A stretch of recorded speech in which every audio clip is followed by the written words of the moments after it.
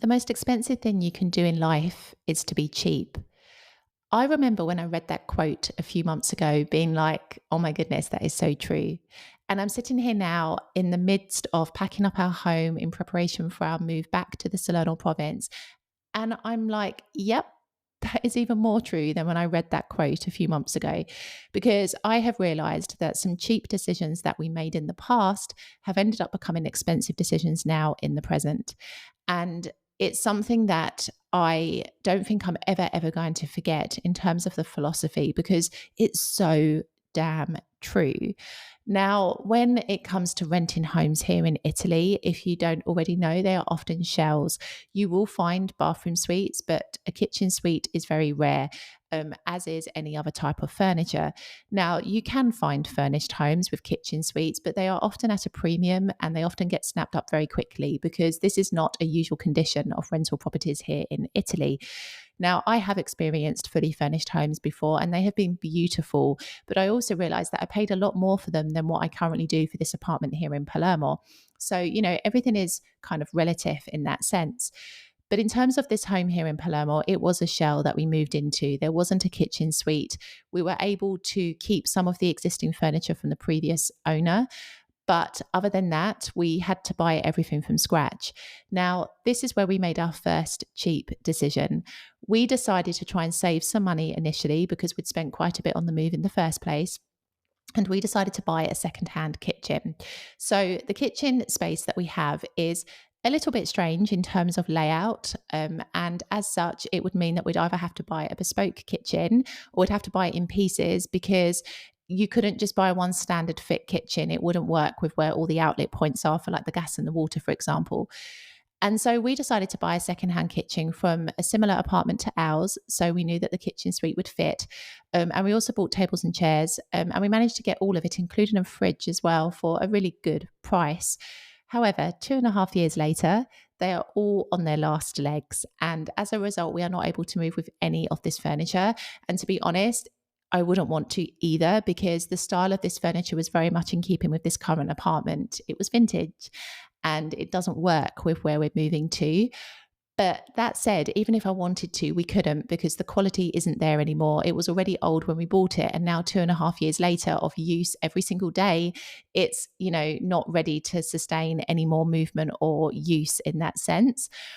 And so now we are in the position where we have to buy a new kitchen as well as new tables and chairs. And of course, we have to buy a bed because the bed was already here when we moved in and we decided to keep it and not buy a new one. And so this is where, in a way, I regret those cheap decisions early on because it has meant that now we are having to lay out all of this money to buy new furniture, which if we had bought new when we first moved here, we wouldn't have to do right now. And so in a way, in my mind, I feel like we've spent twice because we bought that furniture from the beginning and now we're having to rebuy it 2.5 years later. And so I have really decided to be more intentional with the purchases that I make because I think sometimes when we buy things, we think only in the present moment. Oh, great, I can save €200 or I can save, I don't know, €50 if I buy this instead of that. But then what are you compromising by saving money?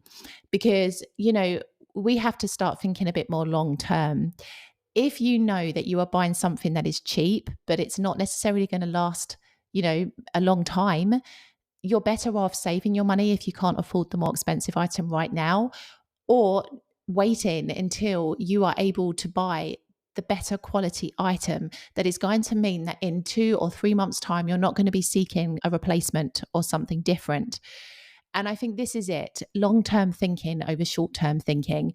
When we're making purchases, when we're thinking about saving money, we need to understand what is worth saving money on and what is worth spending a bit more and not then having to replace it so soon after you've originally bought it. And so for me, I'm really honing in on this philosophy for the rest of this year. I refuse now to buy anything cheap because I believe that sometimes you can buy things and they can be, economical and a great deal and still be good quality. But certain items, you really do get what you pay for. And I think when it comes to furniture and it comes to pieces like this, it is worth that little bit more of an investment, even if it means that you cannot buy everything all at once and you gradually build yourself up. You end up with something that is high quality and is going to last you a long time compared to something that will only last you a matter of months or a couple of years because the quality just isn't there. And that has been the biggest lesson I think I've learned so far from this move, because when you move home, it's always an expensive thing, but even more so here in Italy because the deposits are quite high. You've got moving costs. Then you've got to think about kitting out your home as well, especially if it's a shell like ours was. So you do actually spend quite a bit of money when it comes to moving here in Italy. And so I think sometimes you have to weigh up everything and decide, is it worth cutting corners on this aspect? Or is it better that I take my time and gradually build out what I want to the quality that I deserve? And I think that has been the biggest lesson from this whole experience for me. I definitely want to be more mindful now about the things that I buy. I prefer to wait rather than buy something that is a lower quality to what I originally desired. And I prefer now to invest my money into pieces that are going to last and as a result be more sustainable because at the end of the day, it's quite cool to buy secondhand things. I agree, it can be. Vintage, after all, is big business in most places. However, it depends on what you're buying and it depends on the condition of the item at the time of purchase. Because if you buy something and it's only going to last you another 2 years, like our kitchen, for example, I feel like that is such a waste. And I feel like, we could have put that money and saved up and actually bought a better suite rather than buying something that only had 2 more years of life in it. And so it's this, I think, just be more mindful of the purchases that we make in life, not necessarily being driven by cost, but being driven by quality, because essentially that makes us more sustainable. Because if you buy something of a high quality, it's going to last you longer, which means there's not going to be as much waste in the world. And we're actually going to appreciate the pieces more. I will see you in the next episode.